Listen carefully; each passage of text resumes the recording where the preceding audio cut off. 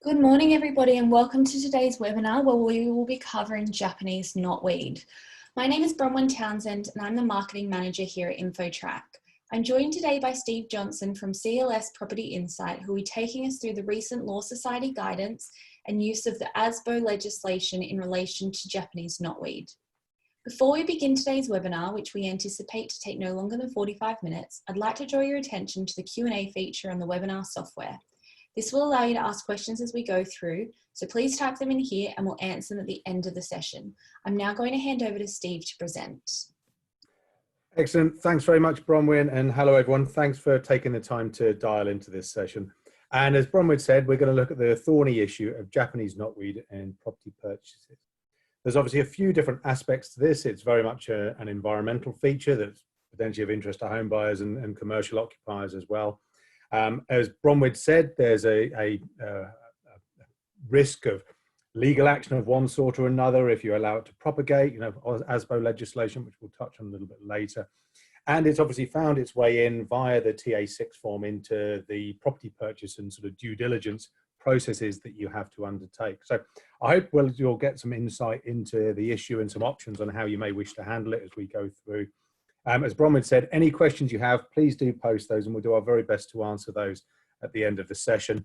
And without further ado, we'll head straight into our agenda. So we're going to have a look today at what actually is Japanese knotweed, and the origins, how it came to be a potential blight within the UK property sector. We'll look at how to identify it, its changing appearance throughout the seasons. Consider really what are the characteristics of the plant, what makes it such a problematic issue for property owners, implications of having it, implications of dealing with it or not dealing with it. And of course, we'll have a look at the TA6 form and the answers that sellers may give and the implications of those answers, both for the seller, but also for, of course, the buyer. We'll touch on surveyor's perspective. We'll have a look at some of the eradication, now known as mitigation means. And I think mitigation is now the preferred term because it's understood or accepted that eradication of Japanese knotweed is not far off impossible. It's a monumentally persuasive species in terms of its hanging around. And then we'll wrap up with the insurance solution from CLS Property Insight, available through InfoTrack, and also one or two other tools that we have that might help you in your dealings with Japanese knotweed on behalf of your clients.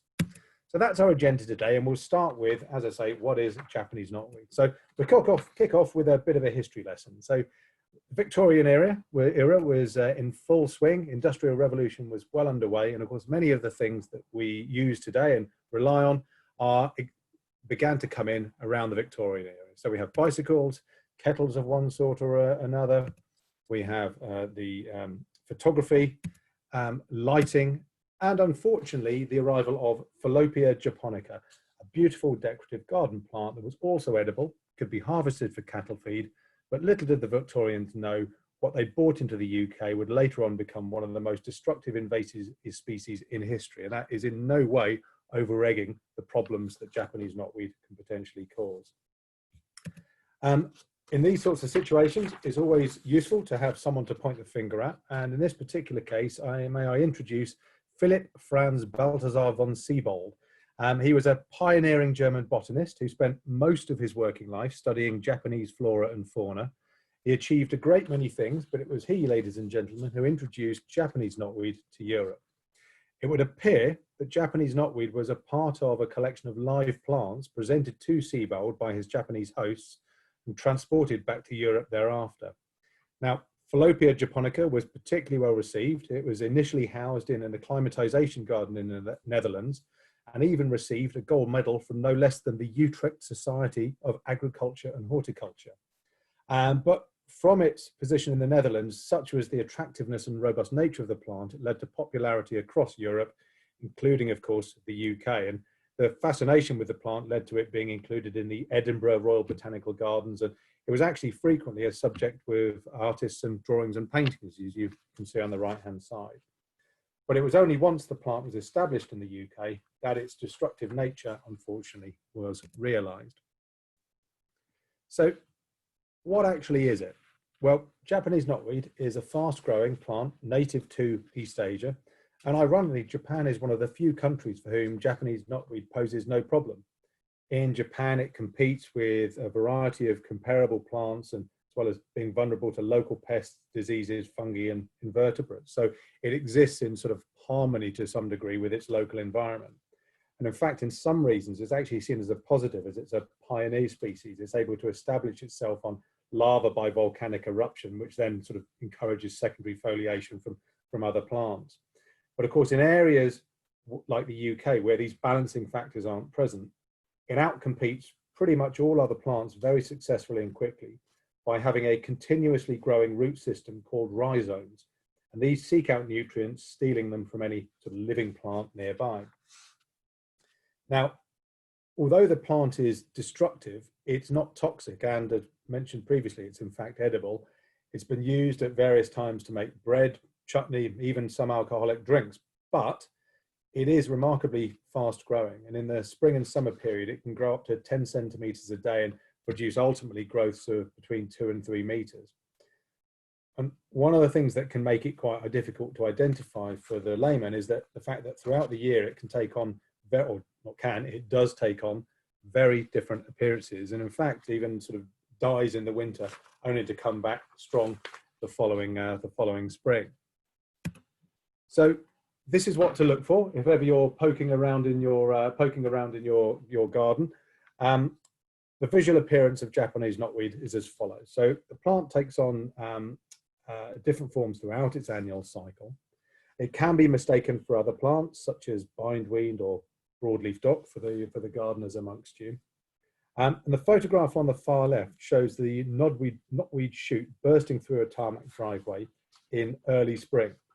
The knotweed buds in spring resemble small, bright red buds which will sprout into the crown of the plant, and the shoots take the form of reddish purple shoots sprouting from the ground, similar in appearance to asparagus. It can actually at this stage be eaten. As I say, it's commonly eaten in Japan as using the term sansai, which is a word meaning mountain vegetables, and apparently tastes a bit like sour rhubarb. So you can get your custard ready should you see it poking out of your driveway. But as we go into summer, the Japanese knotweed stems will grow into hollow reddish green stems with deep green leaves. And these stems can shoot up to around 3 meters in height. And at this stage, they're often mistaken for bamboo, as the height and color of the shoots can be similar in appearance. And throughout the summer, leafy vegetation forms over the plant, and these leaves are heart-shaped and bright green in color until they die back in autumn. And I say also in the summer, the knotweed plant will develop small creamy white flowers that cluster together on the vines. By the end of the summer, these small shoots can reach up to 3 meters in height, but with a root system that can go up to 3 meters deep and 7 meters across from the plant. Now, the plant's foliage does die back over winter, leaving what you can see on the right-hand side, which are these sort of brown brittle canes, which over time will break down. But it's this undistinctive but changing cycle that acts in part as a defense, as it blends into nearby shrubbery, but at the same time as it grows, denies them daylight or nutrients. Now, if you haven't already seen this sort of thing in your garden, you're probably okay, because by this time of the year, we are well through the growing season, and you would have seen these quite exciting bamboo shoots poking around in your gardens. But that's the sort of thing to look for should you ever be looking into a property that you're about to buy. Well, we say where does it grow, but really knotweed has no preference. There are certain areas where you're more likely to see or experience a knotweed outbreak. Roadsides and woodland paths are, clearly likely places for it to spring up, and this is because the rhizomes are those root systems are transported in car tire treads and the treads of people's shoes. And I think it's worth saying here that although the plant exposes those small white flowers throughout the summer, the plant can't spread by pollination. It's entirely benign above ground, but it's the root system that allows the plant to spread. So if you ever found Japanese knotweed, the worst thing you can do is to dig up, the roots, because A, you won't be able to go deep enough as a lay person, but to dig up the roots and sort of spread the earth elsewhere in your garden, because you're just propagating that root system to other sort of locations on your property. And this is one of the reasons why railway sidings are known areas of potential Japanese knotweed infestation. because in many cases, originally the knotweed was actually planted there deliberately. And this is because before the destructive nature of knotweed was known, it was considered a great sound barrier. It grew quickly. It would protect local residents from train noise and had the added advantage that it obviously, as I say, it would spring up quickly and create this nice 2 or 3 meter barrier. The problem now is, of course, that the trains have the potential to carry fragments of the roots to other areas along the track, and then deposit them, leading to new infestations of the plant. Now, as you can well imagine, there are many impacts of having Japanese knotweed in or within close proximity to your property. And quite often these occurrences will head into the local media because, as I say, it can make sort of reasonably spectacular pictures when you see gardens or land sort of infested with Japanese knotweed. Probably the highest profile Japanese knotweed case we came across in the last few years goes back to the London Olympics site, where the site had high degrees of infestation of Japanese knotweed prior to its redevelopment, for the London Olympics. But you see sort of cases dotted around all over the country. So the articles on the screen highlight some of the more impacts and severe impacts and consequences of knotweed. The first action on the right-hand side relates to an action taken by Bristol City Council, acting on behalf of the owners of 7 neighbouring properties. The council took legal action against MB Estates, on whose property a sizable knotweed infestation was located. The reason the council acted on the infestation was because MB Estates, despite repeated requests, had failed to voluntarily clean up the site or remediate the site, and was allowing the knotweed to sort of begin to spread over into the neighbouring properties. And of course, even had it not been spreading, it would have been in fact was a devaluing factor in those neighbouring properties at the point they came up to sell. And this was actually the first Japanese knotweed prosecution carried out under ASBO legislation. We'll have more on that in a slide or two's time. The second headline refers to how floodwater can carry the rhizomes downstream for miles so that it can respawn in new places. And as I mentioned, the plant doesn't have a seed or pollinate in order to propagate. It's just through the fragments of that underground root system from which new plants can grow. And the third case rather speaks for itself. You can see the poor lady standing in her own backyard, enclosed by a forest of knotweed. And of course, presently, she would be unable to sell or to remortgage her property without what, for that scale of infestation, will be an extremely expensive treatment plan. And we'll come on to the characteristics of the treatment plans a little bit later on. And the reason that the knotweed is so concerning, quite apart from the sort of the visual blight of having these giant plants springing up, is that in their search for moisture, the Japanese knotweed roots will dig through, interfere with drainage pipes and other structures, sometimes blocking or lifting pipe works or clogging sumps or drainage pits. And you find that other underground infrastructure can be at risk, such as cabling or water pipes. Such are the sort of the invasiveness of the root systems. But at the same time, the overground plant has the capability to exploit existing weaknesses in property. So whether you're finding the plant itself pushing through tarmac, pushing through bricks and mortar, maybe sort of finding the mortar root as the sort of the weak point and actually inserting itself inside of properties. As I say, it's a remarkably strong plant, easily growing between paving slabs, brick or block paving, and the expansion joints of concrete drives or paths. So it's this strength of the plant combined with this, this widespread and long-lasting root system that really causes the damage and has made it such a sort of a concern for the UK property market. Now, there's 3 main acts that control the spread of Japanese knotweed, and it's worth noting that at this point there's no statutory requirement to remove or treat Japanese knotweed, but it is the property owner's responsibility to ensure that the outbreak doesn't spread. Now, the Wildlife and Countryside Act of 1981, the Environmental Protection Act of 1990, and more recently, the Anti-Social Behaviour, Crime and Policing Act of 2014, better known as the ASBO Act, are the 3 pieces of legislation that really sort of seek to control how Japanese knotweed may propagate. So the Wildlife and Countryside Act of 1981 sets specific guidance for the spread of non-native species that have caused serious problems within the UK. It's an offence to cause Japanese knotweed to grow in the wild under the provisions made within Schedule 9 of the Act. So once again, were you to dig up some part of the root system within an outbreak in your back garden and then quietly deposit that in a local park, you'd be falling foul of this piece of legislation.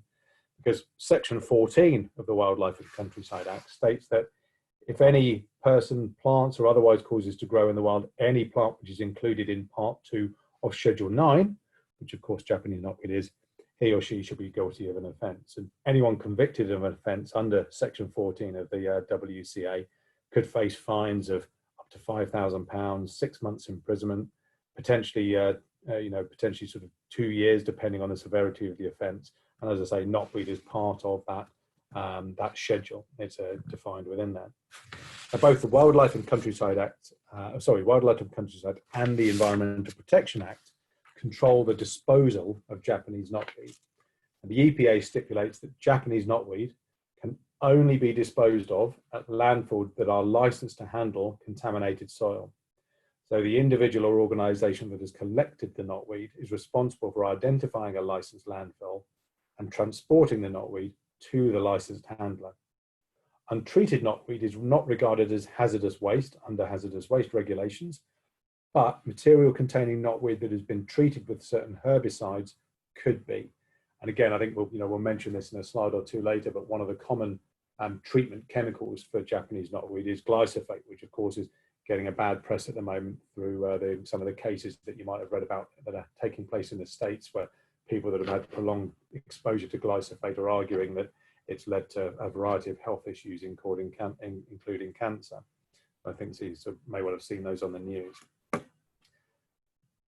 Now, in terms of the fight against Japanese knotweed sort of spreading, ASBOs were actually introduced into that fight as a part of the reform of the ASBO legislation 2014. The reform allows now for ASBOs to be issued against individuals and businesses that don't control Japanese knotweed when they could reasonably be expected to do so. And it was under this legislation that MB Estates of Bristol were prosecuted after several attempts to get voluntary action. And there have been subsequent prosecutions of landowners where knotweed has impacted on a neighbouring property. Now, as ASBOs are typically restricted by nature, an owner of a property issued with one will likely be required to stop the spread of Japanese knotweed. And there will typically be measures they need to take to ensure this, including making reasonable attempts to eradicate or mitigate Japanese knotweed from the property and from the properties of those it is spread to. And as I say, we'll look at the techniques that might be employed in a slide or two's time. Now, this brief slide really illustrates the potential sort of unseen risk that can be continuously caused by a single plant in a garden. And I think this is worth just sort of dwelling on, because it then has I think it sort of illustrates the problems that sellers have when answering the question 7.8 of the TA6 form, and indeed the implications of their answer for buyers and buyers' conveyancers sort of reading through those answers. So if we took an average sized residential garden with a property located in the middle of the plot, a single case of knotweed situated in the garden might seem low risk. But if we were to overlay a 7-metre rhizome system underneath the plant, it quickly becomes apparent that the risk has not only moved to the property itself, but has encroached into the neighbour's garden.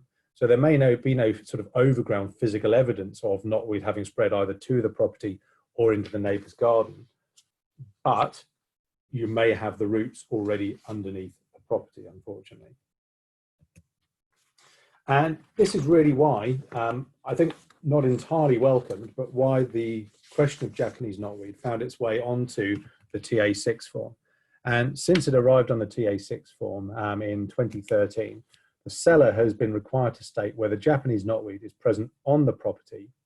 And the form's been revised, and most recently further guidance was added in February of this year with the release of the 4th edition.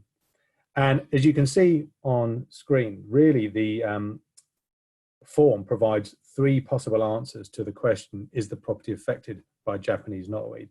Yes, no, or not known. So let's consider what yes may mean first of all. It could mean that yes, Japanese knotweed is present on the sale property. It could mean that yes, knotweed has been present, but has either undergone or is undergoing a treatment plan.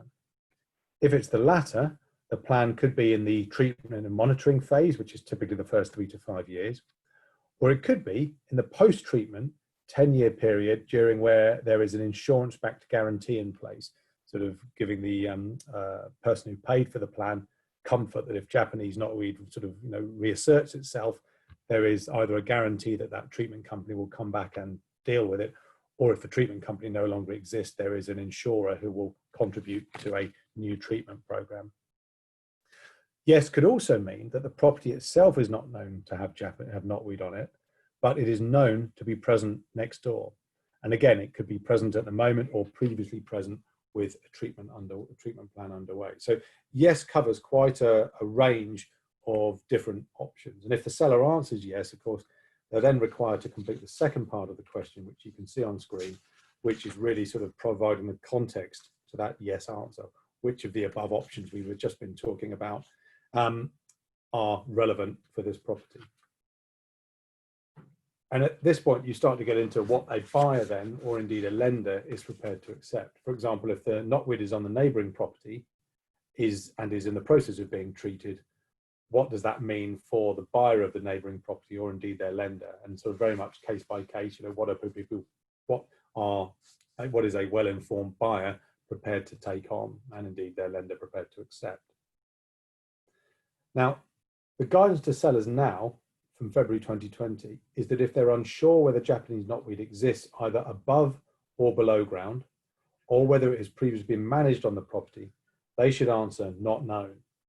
Now, the key here is just how difficult it is for homeowners to be certain that Japanese knotweed does not exist in the terms required by the form.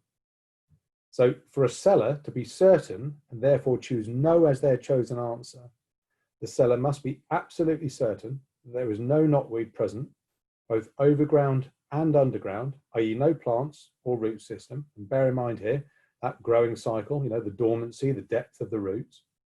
And as if that's not difficult enough, the guidance goes further, asking the seller to confirm that the plant does not exist within 3 meters of the property boundary, even if there are no visible signs above ground. So in order to confidently answer no, the seller must be certain that no overground plant or root system exists within 3 meters of the property. And perhaps here, just pause for a second, think of the property you live in, think about the boundary you have with your neighbors, and then picture how into 3 meters into their gardens. How confident are you that you know what's occurring in that 3 meter distance into their gardens? It's really difficult. Would you be confident that you would say no were you to be selling? And I think what that then leads us to is the position here that what's likely to be happening is that the majority of people will, of course, answer not known. The majority of sellers will state not known. And what we'll turn our attention to shortly is what the implications of that not known are for a buyer. Now, we have talked a few times throughout the slides of the potential mitigation measures that are recommended and indeed often accepted by lenders in order for the lender to then issue a mortgage on a property that one of your buyers may be taking out.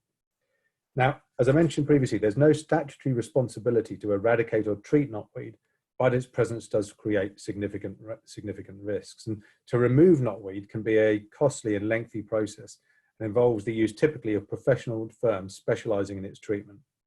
Now, there are 3 main ways to eradicate, or I should say mitigate, the problem plant.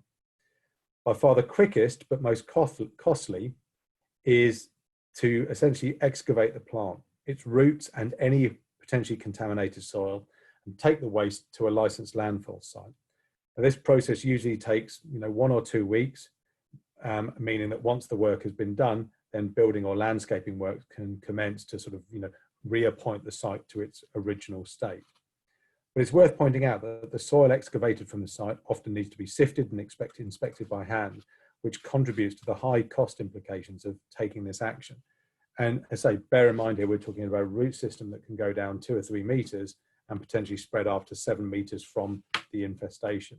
So in a typical residential garden, you're looking at a very sizable hole being dug, which then needs to be filled back in and landscaped. And the costs of excavation are generally sort of 7 to 10 times more than the other 2 mitigation methods, which we'll look at now. And most outbreaks on residential properties tend to be treated by one of the following 2 methods. The first is foliar spray, and this is where herbicides are applied to the top and underside of the leaf. This is absorbed and then carried into the plant. And repeat applications of the herbicide over the course of typically 3 years cause the plant to become stunted and reduce its capacity to photosynthesize and ultimately regenerate. And so you can expect over the course of 3 years treatment, the plant will completely die back. Now, the stem injection process is the other methodology, and this is usually where you have smaller concentrations of knotweed. And this involves actually injecting a specified dose of undiluted herbicide directly into the stems of the plant. The benefits that it can be done in all weathers, so you don't have the foliar spray. You can't do it in rain because it will wash the spray off before it has time to act. And also that it reduces the impact of potentially damaging non-target plants. It's also more effective in situations where nearby trees have a preservation order associated with them. Now, as I say, both of these treatments are far cheaper than excavation, but they take place over a far longer period. A typical residential outbreak might cost £3,000 to £5,000 over a 5-year period, which usually consists of 3 years of chemical treatment of one sort or another, followed by 2 years of monitoring.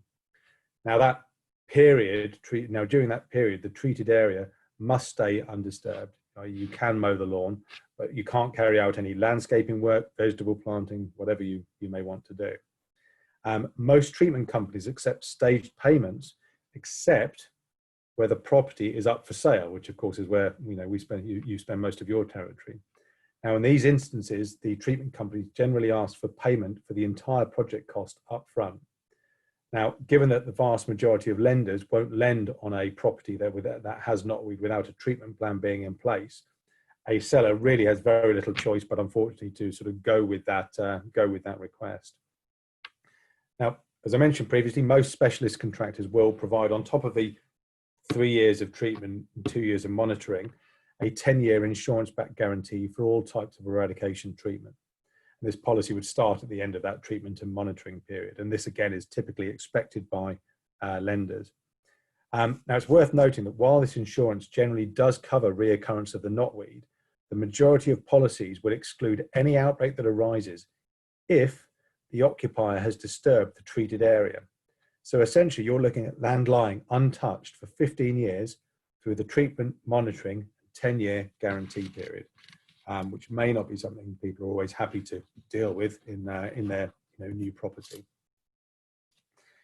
Now, one of the common questions that comes up, of course, is can surveyors spot Japanese knotweed? And most solicitors will recommend that, of course, the purchaser of a property has a survey.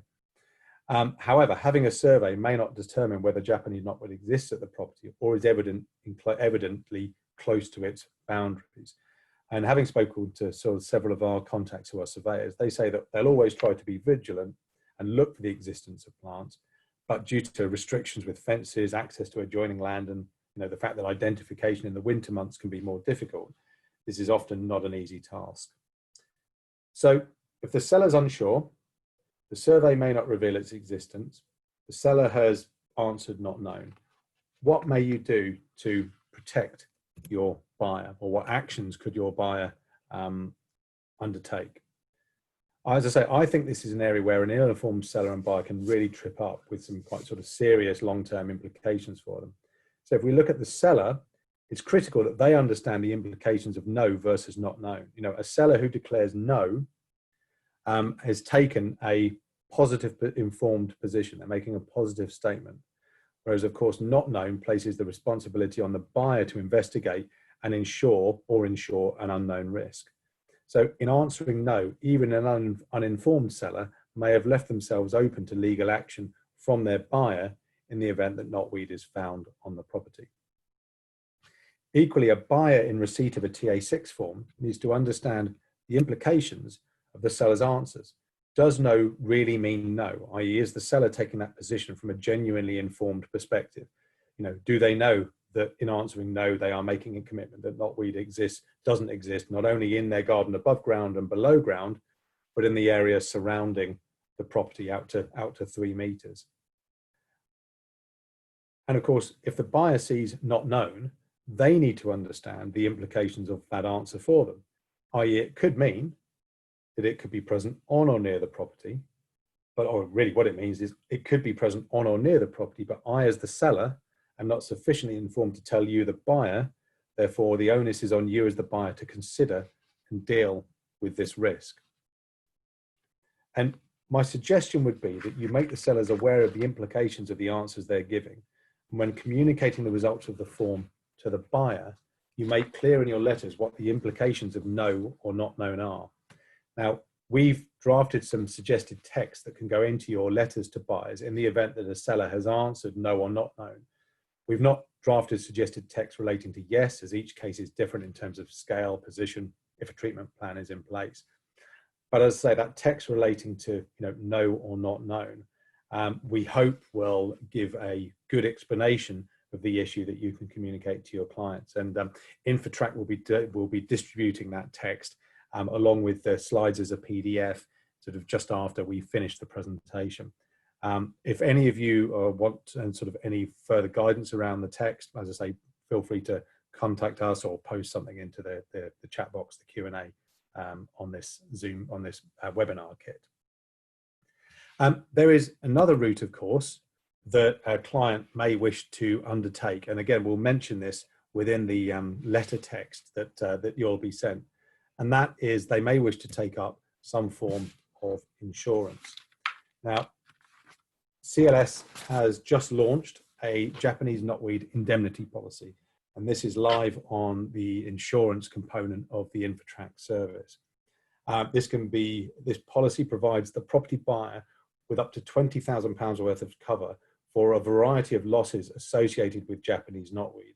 So if they move into their property, they take out this policy. In the event that Japanese knotweed is found to be on or close to their property, they're then able to invoke the terms of the policy and start to sort of gather in cover for some of the activity they may need to undertake. The cover is available at a premium of £40 for residential properties and commercial £100 from £100 for commercial properties. Our policy covers losses up to £20,000 resulting from a notice of intent to serve remediation notice on the property by the enforcing authority. The policy provides cover for costs and expenses solely and directly arising from compliance with the remediation notice and any remediation works identified in a Japanese knotweed survey. So any of those treatment plans that we've just mentioned, whichever is considered to be the most appropriate for the property, the policy will seek to cover the cost of those up to a limit of £20,000. It will also cover the cost of altering, repairing or demolishing all or part of the property as a result of damage caused by Japanese knotweed. The cost of any settlement made out of court with the prior written consent of the insurer. And other costs and expenses incurred by the insured party, again, with the written consent of the insurer. So really sort of potential legal action, out of court settlements, treatment plans, physical remediation of the property, basically taking up a concrete bed on which maybe a shed was sitting in order to access the knotweed underneath it. These are the things that the policy seeks to cover. So it's quite a new policy. We launched it sort of in the depths of lockdown, and our thanks to InfoTrack for listing it. And if any of you would like any further information, again, distributed after the presentation will be a sample of the policy. And so for those of you that are InfoTrack clients, you'll see it listed on the InfoTrack site. I've just ringed it there. And just while we're showing where it sits within the InfoTrack site, I wanted to also pass on that in the course of ordering CLS legal indemnities through InfoTrack, you'll see that they have launched our variable statements of fact principle. And this principle is essentially a mechanism by which you can complete far more of your drafts and ultimately policy orders online without the policy falling over for sort of an offline conversation with a broker. And what I mean by variable statements of fact is that we now present a number of different options through the InfoTrack platform that enable you to tailor the policy to your client's requirements. You know, in this instance, we've just loaded up the option for a search policy, be it validation, delay, or no search at all. And you can see that you can flip between the continued use of the property being a single residential unit, multiple residential units. Has the property had any building works? Again, you can flip between the currency of those building works to amend the policy to the characteristics of your client's transaction. So again, my thanks to InfoTrack for launching that functionality. And what it means is you're able, as I say, to complete the drafts that much more quickly online rather than having to sort of fall off for an offline conversation. That really brings us towards the end of our presentation. So just to sort of summarize where we've got to, we've had a look at the history of the plant, how it was introduced into the UK, unfortunately with no understanding of the consequences. We've had a look at the plant's behavior and how it can thrive, obviously how it looks throughout its growing cycle. We've touched on the legislation that controls it, that seeks to control it, and in particular, it's worth noting this ASBO legislation now allows for public bodies to prosecute people who aren't dealing with Japanese knotweed in an appropriate way, whether that's private individuals or, in the case of MB estates, companies. We've obviously had a look at the TA6 form, and I think the implications for sellers and buyers, and touched on those points you may wish to bring into your own processes. So I think that brings us to a close. We'll flag up there, obviously, again, that the insurance is available should you need it. And my thanks to you for listening. My thanks to Bronwyn and the team at InfoTrack for promoting this webinar. It's much appreciated. And I think, Bronwyn, probably now's the time to bring you back in. Thanks, Steve. That was really informative. We do have a question here from one of our audience members. The insurance option sounds like a good idea, but what about residential properties of more than half an acre? Yeah, so that's a really good point. So if they are more than half an acre, then you always have the option to pursue a bespoke policy offline. So again, you can access our underwriters through InfoTrack.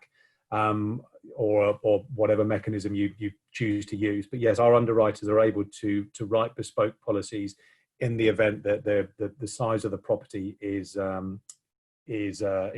larger than the standard. We've also had, since we launched this policy, interest in a couple of other areas as well. So we've had one lawyer who has asked for a version of this policy that is specific to lease transactions, where the leaseholder may find themselves having to contribute towards the cost of cleanup were Japanese knotweed to be found in the land that's sort of owned by the freeholder. So, you know, the shared gardens of a site, for example.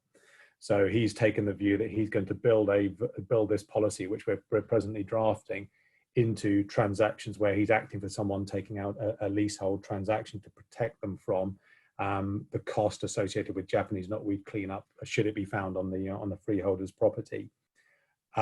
We've also had, probably at the other end of the scale to the cost of legal indemnities, we've also had companies beginning to approach us where they may be representing sizable development companies who are purchasing land or at various stages of purchase of land, either where there exists Japanese knotweed, their advice on how to get it cleaned up, but equally where maybe Japanese knotweed has existed previously, had a treatment program, and maybe the guarantees associated with that program have expired. So I think really, if you have any knotweed related issues, be it residential, leasehold or freehold, whether it's a commercial transaction of whatever scale or size, or whether it's a sort of a larger scale development transaction with some sort of very distinct characteristics, do come to us or the InfoTrack help desk. We'd be very, very happy to sort of help explore.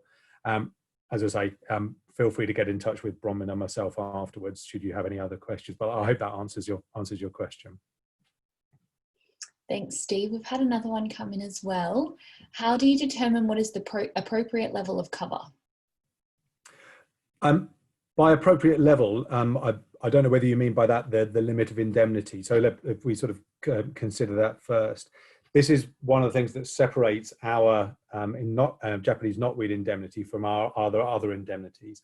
The vast majority of CLS indemnities, you will enter the limit of indemnity you require. That might reflect the property value or some other factor, but whether it's 50,000, 500,000, or heading into seven figures. With the Japanese knotweed policy, our limit of indemnity for our standard policy is fixed at £20,000, and they say that's applicable to both the residential and the standard commercial policy. Again, if for some reason you require a higher limit of indemnity, that's where the conversation falls into a conversation with our underwriters.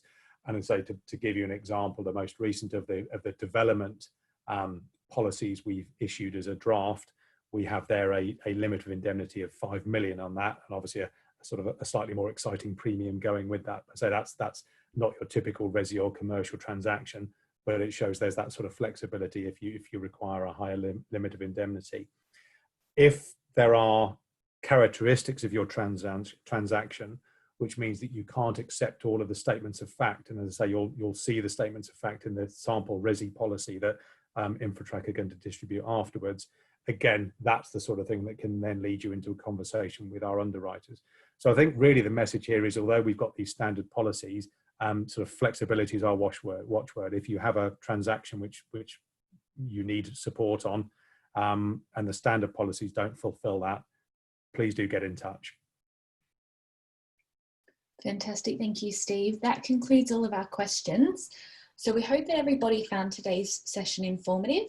If you do have any questions about any of the information presented, you can contact myself or Steve directly, or you can contact your account manager who can assist you with Japanese knotweed policies via Infotrack. Thank you for attending today, and we look forward to welcoming you to another webinar soon.